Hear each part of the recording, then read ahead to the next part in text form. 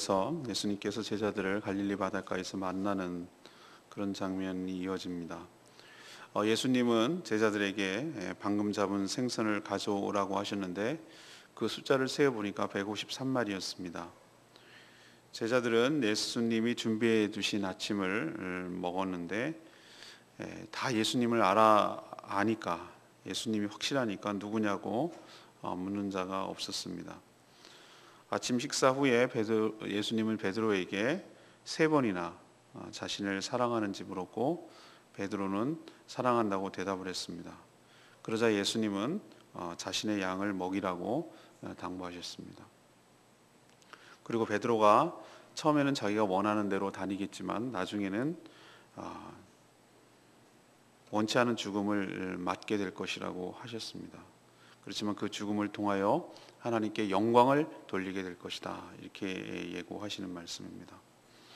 이 본문은 주일날 또 자세하게 말씀을 드려야 될 너무나 값진 말씀입니다. 이 말씀을 통해서 하나님께서 우리에게 주신 첫 번째 교훈은 10절에서 14절까지 말씀입니다. 예수님은 사랑으로 우리를 회복시켜 주십니다. 예수님은 제자들에게 방금 잡은 생선을 가져오라고 하셨고, 베드로가 그물을 육지까지 끌어올려서 물고기를 세어 봤어요. 그랬더니 153마리가 잡혔는데, 자신들을 부를 때처럼 처음 불렀을 때처럼 그물이 찢어진 건 아니고 다 온전하게 153마리를 건졌습니다. 전 이것도 의미 있는 일이라고 저는 생각을 해요.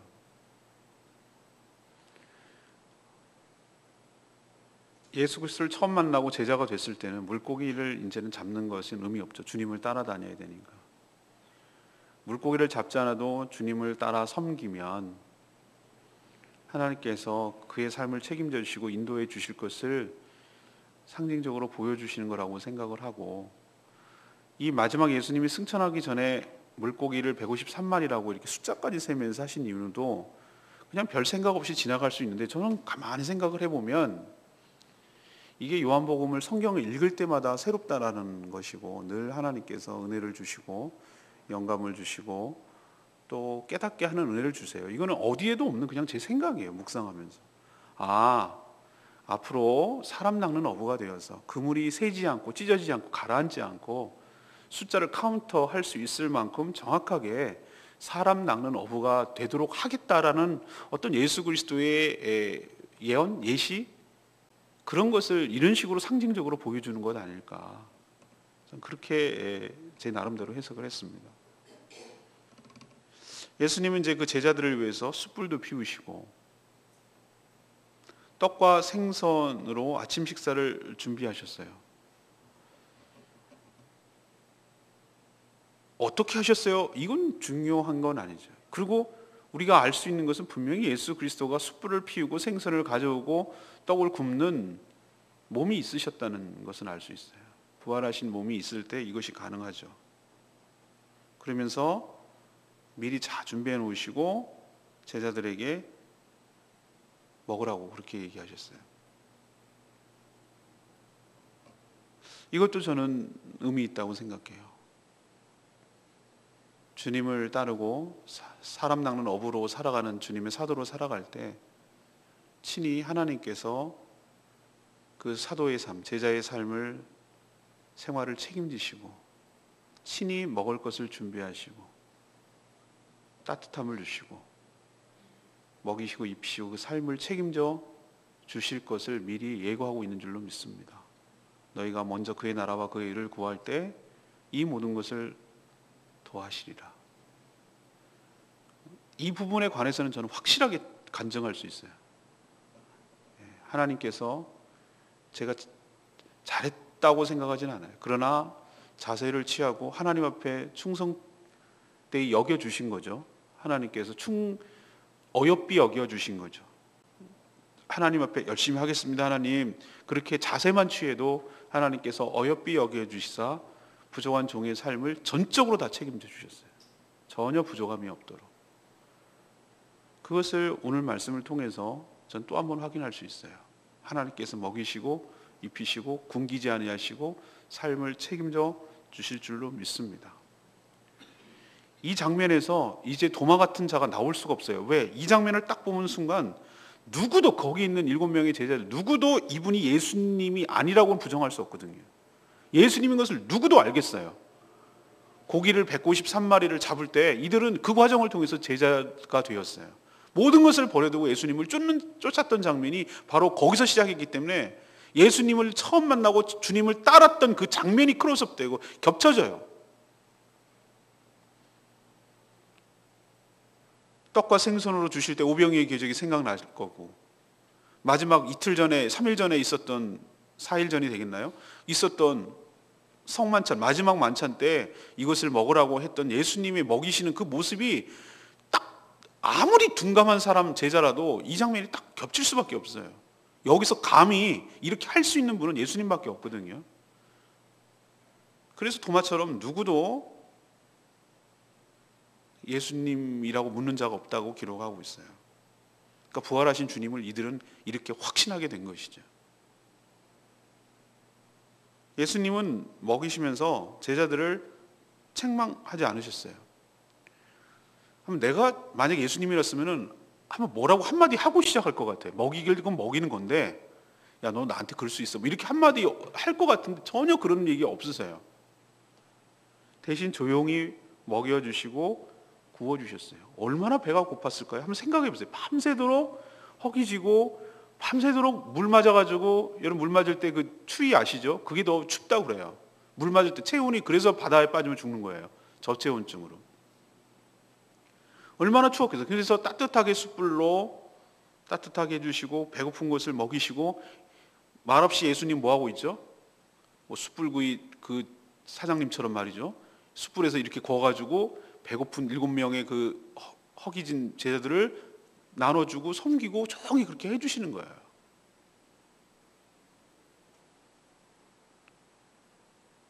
배신하고 도망간, 부인한 제자들을 그렇게 예수님은 품어주시고 섬겨주셨어요. 사람이 언제 변할까? 제가 한번 생각을 해보니, 때로는 어떤 사람은 강하게 책망하고 지적하고 바로 교정해 줄 때 정신 탁 차리고 하는 사람도 있지만, 그건 극히 드물고, 자기도 자기의 잘못을 알지만 그것을 품어주고 책망하기보다는 따뜻하게 사랑으로 섬기고 감쌀 때 사람은 오히려 더 큰 감동을 받고 그들이 진정으로 변화될 줄로 믿습니다. 하나님 우리의 체질을 너무나 잘 아세요. 예수님만 그런 것이 아니라 구약 성경에도 나와요. 엘리야 선지자가 그랬어요. 갈멜산에서 850대 1이라는 놀라운 전투를, 영적 승리를 이끌어냈는데 이세벨이나 하나도 안 변해요. 상황이 달라진 건 아무것도 없어요. 뭔가 큰 역사가 일어날 줄 알았는데 오히려 자기가 죽게 생겼어요. 그래서 도망치듯 와가지고 그렇게 영적 싸움에서 큰 싸움을 이겨낸 사람답지 않게 엘리야 선지자가 내려오고 또 내려오고 내려오고 또 내려오고 로뎀나무 그늘 안에서 죽기를 청해요. 주님 조카오니 데려가시옵소서. 내가 살 이유가 없습니다. 이렇게 했는데도 변화가 없고 여전히 내 목숨을 노리는 이런 곳에서 내가 무슨 사역을 하겠습니까? 더 이상 이제 진 빠져서 못하겠습니다 라고 낙심이 되어 있는, 어떻게 보면 하나님께 되드는 거잖아요. 이게 하라고 그랬더니 사명도 감당 안 하고 죽여달라고 그러니 혼날 법도 한데, 예수님께서는 그 엘리야의 성정을 알고 그래 쉬어라, 자고 일어나니 떡 갖다 주고 자고 일어나니 물 갖다 주고 푹 쉬고 푹 회복시킨 다음에 하나님께서 다시 그에게 사명을 주셔서 감당케 하시는 것을 볼 수가 있습니다. 하나님 우리를 무슨 조폭두목처럼 밖으로 내몰면서 오늘 할당한 거 못하면 죽을 줄 알아 이런 식으로 우리를 하시는 분이 아니고, 우리의 허물과 실수에도 불구하고 내치시는 분이 아니고 끝까지 품어내시고 끝까지 섬겨주시고 그 사랑에 감동하고 그 사람이 감격해서 다시 한번 회복하고 더 큰 감동과 울림으로 주님 사명 다 감당할 수 있는 사람으로 바꿔주시는 분이신 줄로 믿습니다. 주님은 우리를 사명을 감당케 하실 때 사명부터 주시는 것이 아니라 회복부터 시켜주시는 분인 줄로 믿습니다. 두 번째 얘기는 15절에서 17절 말씀이에요. 예수님을 사랑하기 때문에 사명을 감당하는 겁니다. 예수님은 충분히 먹이신 후에 베드로에게 이렇게 물으셨어요. 내가 이 사람들보다 나를 더 사랑하느냐? 이것을 한 번 물으면 좋겠는데 3번이나 똑같이 물으셨어요. 베드로는 자신이 주님을 사랑하는 줄 주님이 아신다고 대답했어요. 그러자 예수님은 자신의 양들을 먹이라 치라 이렇게 하셨어요. 목양하라는 얘기죠. 그걸 당부하셨어요. 왜 예수님이 3번이나 같은 질문을 베드로에게 하실까? 그것은 베드로가 그 아픈 트라우마로 있고 상처로 있고 죄책감으로 있고 큰 아픔으로 있는 3번이나 부인한 것을 3번 사랑한다고 고백함으로 그 것들을 치유하고 회복시켜 주기를 원하셨어요. 사랑하는 여러분, 신천지에 빠진 사람들이 못 돌아옵니다.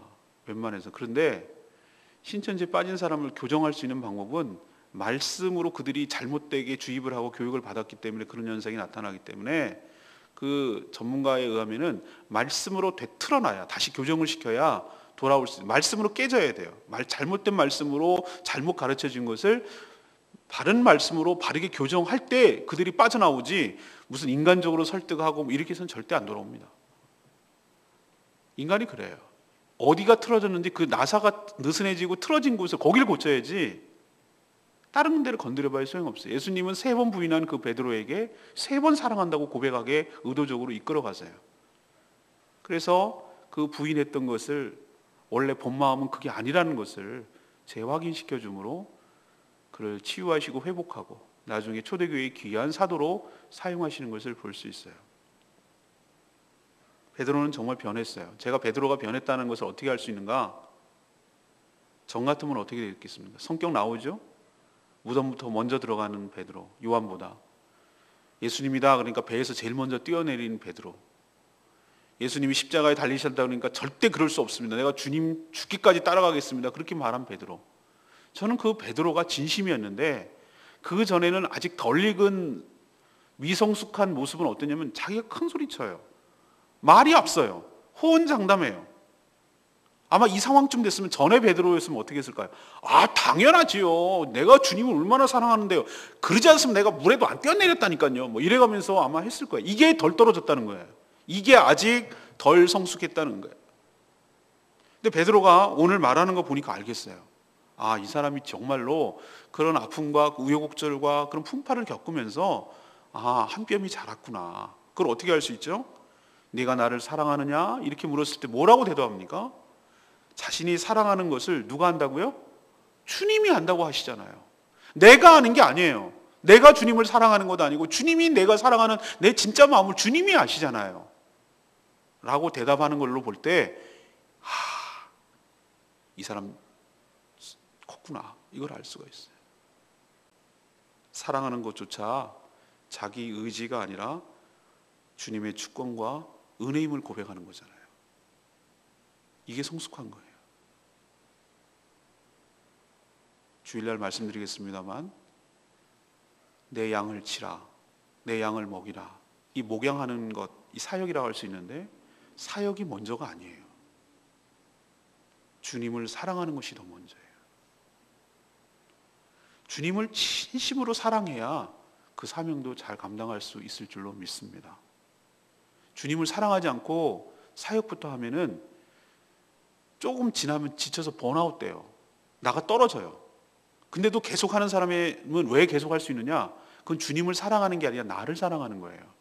내 이름이 높아지고 내 이름이 드러나고 내가 공로가 쌓이고 의시되고 이루고 싶어서 힘들 줄 모르고 하는 거예요. 그거는 주님을 사랑하는 게 아니라 나를 사랑하는 거예요. 또 어떤 사람은 정말 지치지 않고 계속해요. 근데 주님을 사랑하는 것이 아니라 사람을 사랑하는 거예요.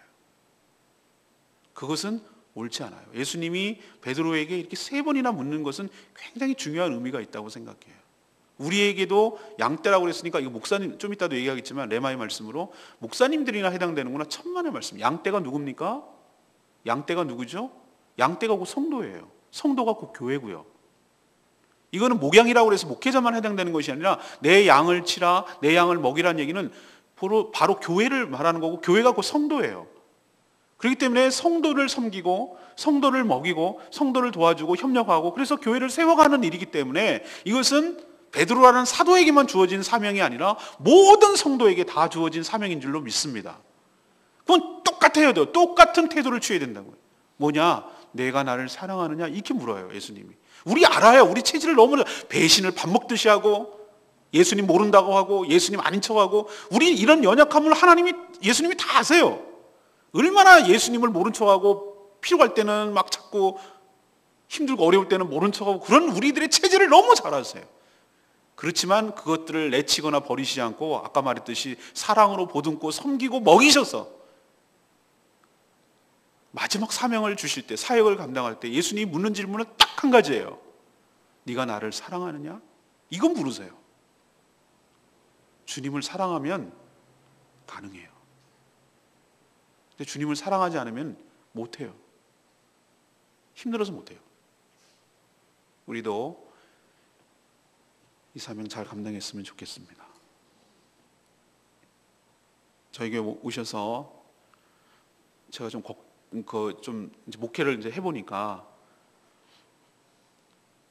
좀 조심시켜야 될 분들이 뭐냐면, 교회 오자마자 막 이런 일 저런 일 막 이렇게 하고 막 직분 빨리 받고 막 이렇게 하려는 분들 보면은 저는 오히려 이렇게 좀 늦춥니다. 일부러. 사역이 먼저가 아니에요. 그 찢어졌던 마음, 상한 마음,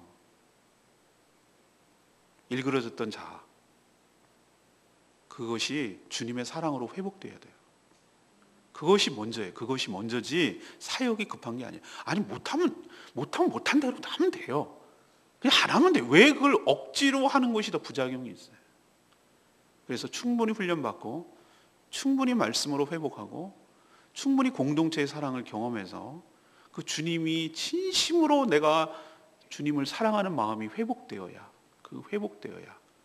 그때서야 무슨 일을 할 때 힘도 나고 생기도 있고 힘들지도 않고 기쁜 마음으로 끝까지 잘 감당할 수 있게 될 줄로 믿습니다. 오늘 마지막 세 번째는 18절에서 19절까지 말씀, 우리의 삶과 죽음까지도 하나님께 영광 돌려야 할 줄로 믿습니다. 베드로의 진심, 주님을 사랑한다는 그의 마음을 확인한 베드로는 앞으로 그가 어떤 삶을 살게 될지 예언해 주세요. 뭐라고 하시냐면, 젊어서는 네가 스스로 띠띠고, 이거는 허리띠 같은 거겠죠. 이건 복장을 말하는 거예요. 그래서 젊어서는 스스로 원하는 곳으로 다닐 거라는 겁니다. 그렇지만 늙어서는 팔을 벌려서 남이 너를 띠를 띄어가지고 끌고 갈 거라는 얘기는 뭐죠? 원하지 않는 곳으로 데려간다는 얘기는 저자 요한이 베드로가 어떤 죽음으로 하나님께 영광 돌릴 것인지를 예언한 말씀이라고 부가 설명을 해줘요. 실제로 교부들의 전설에 의하면은 베드로가 로마까지 복음을 전하다가 잡혀가서 예수님처럼 십자가에 못 박혀서 죽는데, 나는 그렇게 죽을, 이건 뭐 전설이에요. 이거 믿거나 말거나인데 그냥 내려오는 이야기 중에 하나예요. 나는 예수님처럼, 똑바로 예수님처럼 십자가에 못 박힐 자격도 없다, 나는. 그래서 거꾸로 십자가에 못 박혀서 죽어요. 그래서 피터 스콜스 하면은 밑에가 머리 부분이 있는 그런 그 십자가를 피터 스콜스라고 해요. 베드로의 십자가. 그렇게 죽었다는 전설이 있어요. 그건 중요한 건 아니에요. 실제인지 아닌지 모르겠지만. 그러나 우리가 여기서 기억해야 될 것은, 대부분의 성도들은 어떻게 생각하냐면, 자기가 살아서 무언가 사역을 하고 뭔가 큰 업적을 남기고 그래서 하나님께 영광을 돌리는 거라고 생각을 해요. 그러나 모든 성도는 살아있을 때뿐만 아니라 죽음까지도 하나님께 영광을 돌려야 할 줄로 믿습니다. 저도 여기에서 예외가 아니고, 그런데 저도 수없는 많은 임종을 경험하고 지켜봤어요. 평소 사는 동안에는 정말로 주의 영광을 드려요. 누가 봐도 훌륭하게 사역 잘 감당하고 정말 신앙의 본이 되는 분이었는데, 마지막 때 인생을 마무리하고 마지막으로 정리하는 그때 얼마나 추한 모습을 보여서 하나님께 영광을 가리는 일이 얼마나 많은지 몰라요. 목회자도 예외가 아니고. 정말 잘 평생 동안 목회하시는데 마지막에 영 구기는 분들이 얼마나 많은지 몰라요. 장로님이 얼마나 평상시 정말로 잘했는데 마지막 임종 때 영 그 불신의 모습을 보여서 얼마나 마음이 아픈지 몰라요. 사랑하는 여러분, 지금부터 기도하시고 그 은혜를 받게 해달라고 기도하신 여러분 되시길 바랍니다.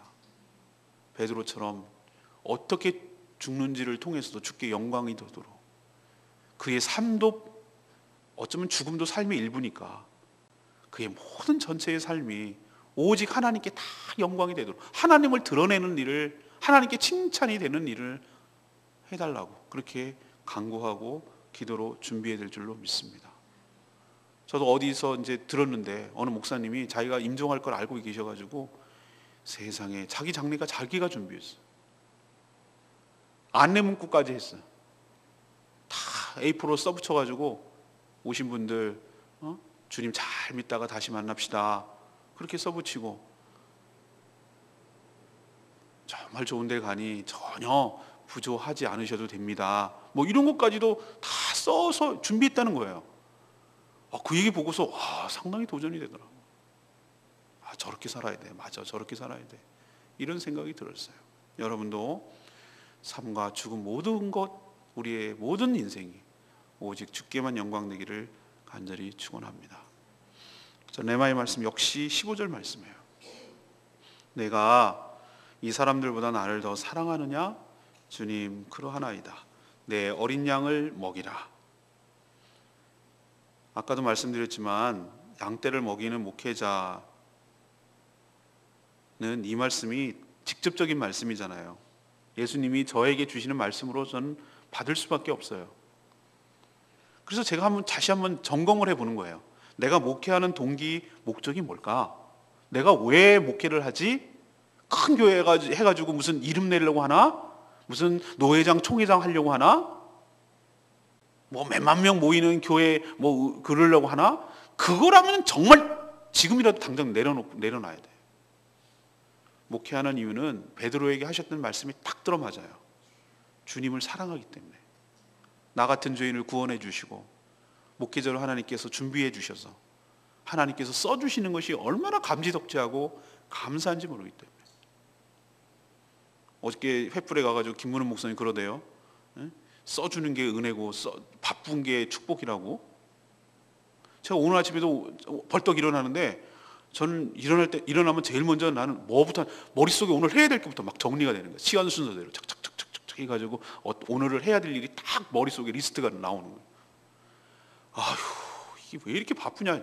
꽃은 만발한다 했지. 이제 꽃도 한번 구경 못하게 생겼네. 이러다 봄날 다 간다, 다 가. 이러고 있는데 한편으로 딱 머릿속에 드는 게 아니지.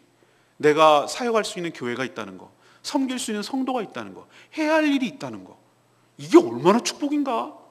이런 생각이 딱 드니까 아이고 하나님 감사합니다. 감사합니다. 너무 바빠요. 너무 바빠. 뭐 이렇게 바쁜지 모르겠어요. 그리고 또 하나 확인해야 될 것, 네 양 아니다 너, 이렇게 하나님 예수님께서 얘기하는 거. 네 양 아니고 내 양이야, 내 양. 주님의 양인데 내가 좀 떼가지고 내가 다 이렇게 건사 못하니까 네가 요만큼 많지도 않지, 그지, 할 수 있지, 네 수준으로 봤으면 딱 거기야. 그러니까 그 정도 딱 맡아가지고 잘 챙겨라니, 하나씩 하나씩. 그래서 어제도 신방 가면서 챙기잖아요. 한 명 한 명 이렇게 챙기잖아요. 위임 받아서 주님의 양을 먹이는 것뿐이에요. 제 양 아니에요. 저는 그냥 맡았어요. 잠시. 목자, 장은 예수 그리스도고 저는 목자에 불과해요. 다시 한번 점검합니다. 자신을 사랑하거나 성도들을 사랑할 때, 성도들 사랑해갖고 등에 칼 맞고 발등에 도끼 찍힌 적이 한두 번이 아니거든요. 성도는 사랑의 대상, 의지의 대상이 아니에요. 그냥 먹이고 목양의 대상이지, 성도를 사랑하기 때문에 목양을 했다가는 발등 찍힌다는 걸 여기서 제가 또 한 번 깨달았어요. 그러면 실패만 좌절만 오는 거예요. 오직 주님만 사랑할 때 이 일이 힘들고 어려워도 끝까지 감당할 수 있다는 것 또 한 번 확인합니다. 그래서 이 말씀 깊이 간직하며 붙들기를 원하는 거죠. 저는 여러분들은 각자의 어떤 말씀이 레마의 말씀일지 모르지만 제가 아까 말씀드렸죠. 양떼가 목회자만 해당되는 거 아니라고. 다 우리는 어떤 의미에서는 사역자예요. 사명자이기도 하고. 여러분 주님을 사랑하기 때문에 감당하는 여러분 되시길 바랍니다. 목사 이상성을 사랑하지 말라고요. 전 사랑의 대상이 아니라니까요. 그냥 목자에 불과해요. 어떤 분은 목회자가 너무 인기가 많고 목회자가 너무 신교가 되는 거, 저는 아주 그거 원치 않아. 그런 거 바람직하지 않아요. 주님이 높여지기를 원합니다. 주님만 드러나고 주님을 사랑하기 때문에 동력이 될 때 인간의 실수와 허물에도 불구하고 갈 수가 있는 것이지, 사람 믿고 사람 의지하고 사람 사랑하다가 그 배신감 당할 때, 실망할 때 그건 감당 못해요. 사랑은 사랑의 대상이 아니라니까요. 주님을 사랑하기 때문에 그 동력이 나와야 되는 거예요. 제일 무서운 건 사람 사랑하는 것보다 자기를 사랑할 때 그게 제일 무서워요. 자기를 사랑하는 사람들이 얼마나 많은지. 다 우리는 자기를 사랑해요. 웬만한 그 넘어가기가 얼마나. 그래서 매일매일 자기를 부인하고 십자가를 져야 되지 않으면 내가 드러내고 싶고 내가 그거 사랑하기 싶은 마음이 얼마나 많은지. 남들이 다 날 주목하게 하고 남들이 다 날 사랑하게 만들고, 그래서 우쭐우쭐하게 하고 명예와 그걸 다 누리고 싶고, 이게 인간의 얼마나 지독한 속성인지 몰라요. 자기 사랑하면 100번 실패합니다. 주님을 사랑할 때 끝까지 갈 수 있고 계속 할 수 있어요. 오늘 3가지 말씀드렸어요. 예수님은 우리를 야단치거나 책망하시지 않으시고 우리를 사랑으로 회복하시는 좋은 분인 줄로 믿습니다. 우리는 주님을 사랑하기 때문에 이 주신 사명을 감당하게 될 줄로 믿습니다. 우리는 사나 죽으나 모든 삶이 통틀어서 오직 주께 영광 돌리는 삶이 되어야 될 줄로 믿습니다. 오늘 말씀 붙들고 기도하기 전에 131장 찬양제 부르고 기도하겠습니다.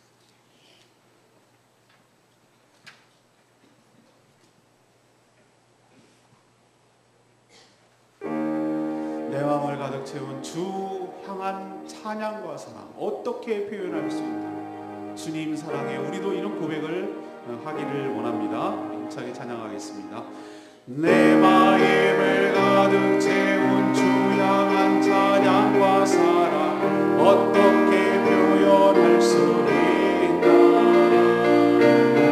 수많은 찬양들로 그만 표현할 게 없어 다시 고백합니다.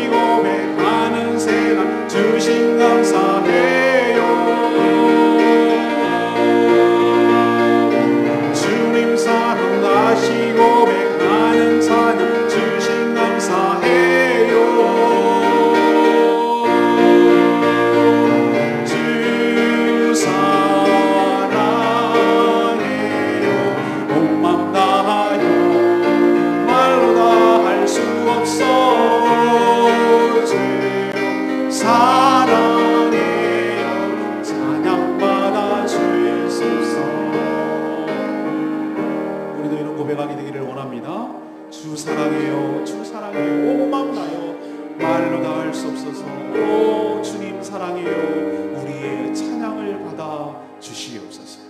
베드로처럼 진심으로 주님을 사랑하기 때문에 이 사역도 이 삶도 감당하는 저희들 되게 되라고 다 같이 통성으로 주여 외치며 나가며 기도합니다. 주여 주 사랑해요. 온 맘 다하여 말로 다 할 수 없어.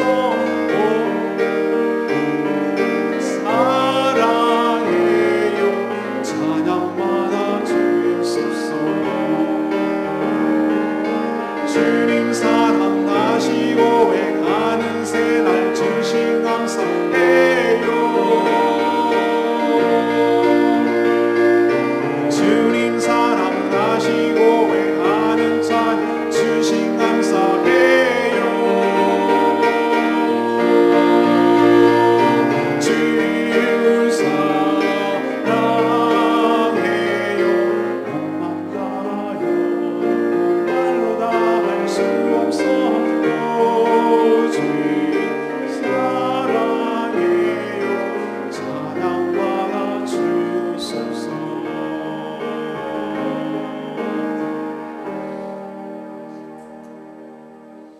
하나님, 저희도 제자들과 다를 바 없는 자들입니다. 주님을 배신하여 떠날 때가 훨씬 더 많습니다. 죄책감에 다가서지도 못하는 저희들을 친히 찾아오셔서 먹이시고 품어주시니 감사합니다. 이제 그 사랑을 힘입어 저희들도 주님을 진심으로 사랑하기를 원합니다. 그래서 주님이 주신 사명을 온전히 감당하기를 원합니다. 주 예수 그리스도를 사랑하기 때문에 저희들이 그 말씀에 순종하고 그 사명에 순종하게 하여 주시옵소서. 그 길이 험하고 원치 않은 길이라도 그것으로 하나님께 영광이 돌아간다면 기꺼이 감당하게 하여 주시옵소서. 우리가 사나 죽으나 오직 주님께만 영광이 되게 하여 주시옵소서. 오늘도 주님의 은혜 가운데 살기를 원하고 주님 주신 사명 잘 감당하기를 원하나이다. 특별히 어린 영혼들에게 복음을 전할 때 그 영혼들의 마음속에 복음이 심겨지게 하여 주시고 하나님의 때가 되면 그 복음이 발화가 되어서 꽃 피우게 하고 열매가 맺게 하여 주시옵소서. 이 땅 제주도를 불쌍히 여겨주시고 여전히 미신과 우상 숭배에 훅 빠져서 그 눌려서 자기가 지금 종살이 하는 것도 깨닫지 못하고 살아가는 이 불쌍한 사람들 긍휼히 여겨주시옵시고 이들을 복음으로 해방되고 자유를 누릴 수 있도록 복내려 주시옵소서. 오늘도 간구하는 모든 기도 주님께서 들응답하여 주시고 4월을 시작하는 첫날이오니 주님이 이 한 달 주님의 은혜 가운데 지낼 수 있도록 복내려 주시옵소서. 주님께 모든 것 맡기옵고 예수 그리스도 이름으로 기도합니다. 아멘. 이 한 달 주님의 은혜로 살길 바랍니다. 네, 오늘도 승리하시길 바랍니다. 네, 사랑하고 축복합니다. 기도하겠습니다.